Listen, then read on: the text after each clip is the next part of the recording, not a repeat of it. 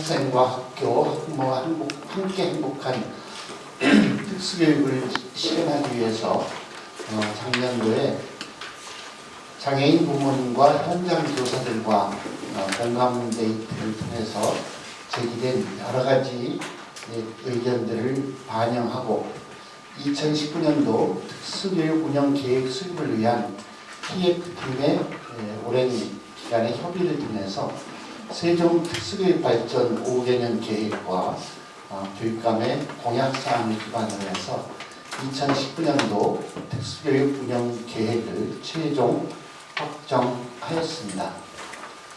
올해 세종 특수교육은 특수교육 대상 학생의 인권 보장을 가장 중심에 두고 학부모, 교사, 교육청 등 교육 주체 간의 소통에 중점을 두면서 교육과정을 안정적으로 운영하고 특수교육 대상 학생들이 다양한 문화와 예술, 체육, 진로 직업 활동을 경험함으로써 자신의 꿈과 끼를 찾을 수 있도록 계획하였습니다. 또한 특수교사가 학교 현장에서 세종시 교육청이 2019년 세종 특수교육 정책안을 내놓았습니다. 세종교육청이 장애 학생의 교육권과 학습권 보호를 위해 특수학교의 중학교 과정 1개 학급과 고등학교 과정 3개 학급 등 모두 4개 학급, 유치원의 3개 학급과 초등학교 7개 학급, 중학교 3개 학급, 고등학교 2개 학급 등 총 19개의 특수학급을 신설하거나 중설했다고 밝혔습니다. 또 유치원 특수교육 대상 학생의 안정적인 방과 후 과정 운영을 위해 유치원 방과 후 과정 담당 특수교사 15명을 신규 배치했습니다. 이와 함께 교육청은 특수교육 대상 학생의 안전과 학습권 보장을 위해 특수교육 실무자를 75명에서 올해 84명으로 9명을 추가 배치했고 오는 9월에는 11명을 추가 채용할 계획입니다. 장애학생 인권 보호와 관련해 교육청은 장애학생의 인권 침해를 예방하고 인권 침해로 인한 피해를 최소화하기 위한 지원 시스템도 마련했습니다.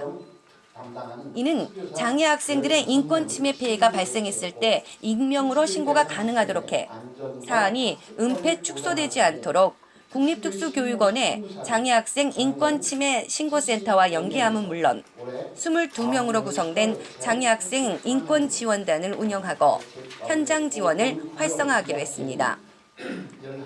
진로 직업교육 활성화와 학생 동아리 활동을 위해 세종교육청은 학급당 150만 원을 지원하고 전문예술단, 승마, 댄스, 밴드, 난타 등 찾아가는 문화예술 체육교육 지원 사업을 운영합니다. 특수교육 현장 체제 강화와 관련 교사가 수업에 집중할 수 있는 환경을 조성하기 위해 순회 지원 교사를 1명에서 2명으로 확대 배치하고 특수교사의 병가나 연가, 특별휴가 등으로 인한 수업 결손도 최소화하기로 했습니다. 특수교육지원센터에 임상심리사를 배치하고 장애 유형별 특성에 맞춰 치료 지원 바우처를 학생 1명당 월 10만 원에서 12만 원으로 증액해 학부모의 부담을 줄이고 소통을 강화하는 등 2019년 세종 특수교육 정책을 9일 언론 브리핑을 통해 발표했습니다. 아울러 장애학생들의 인권 보호를 위한 특수교육지원센터 안에 전문 상담사를 배치해서 더 많은 보살핌이 필요한 학생들에 대한 상담을 지역사회와 연계하여 지원하도록 하겠습니다. 세 번째, 세종 창의적 교육과정에 기반하여 문화, 예술, 체육, 진로 직업 활동을 확대함으로써 특수교육 대상 학생들이 다양한 경험을 할 수 있도록 하겠습니다. 진로 직업 교육 활성화와 학생 동아리 활동을 위해 학급당 150만 원을 지원하고 전문 예술단이나 승마, 댄스, 밴드, 난타 등의 찾아가는 예술, 문화, 체육 교육 지원 사업을 운영해서 방과 후 수영교실 인원은 2018년 20명에서 50명으로 확대하였습니다. 또한 세종누리학교에서는 고등학교 과정을 대상으로 직업교육 중점학교를 운영하게 됩니다. 아울러 학부모 의견을 수렴해서 방학 중 계절학교 운영 프로그램을 더욱 다양하게 운영할 계획입니다. 네 번째, 특수학교 및 특수학교에서 교사가 수업에 집중할 수 있는 환경을 조성하고 학생 지원의 전문성을 향상하겠습니다. 특수교사가 병가, 연가 또는 특별휴가 등으로 인해서 수업 결손이 발생하지 않도록 순회 지원 교사를 1명에서 2명으로 확대 배치했고, 특수교육 대상 학생에 대한 진단평가 전문성을 신장하기 위해서 특수교육지원센터에 임상심리사도 배치할 계획입니다.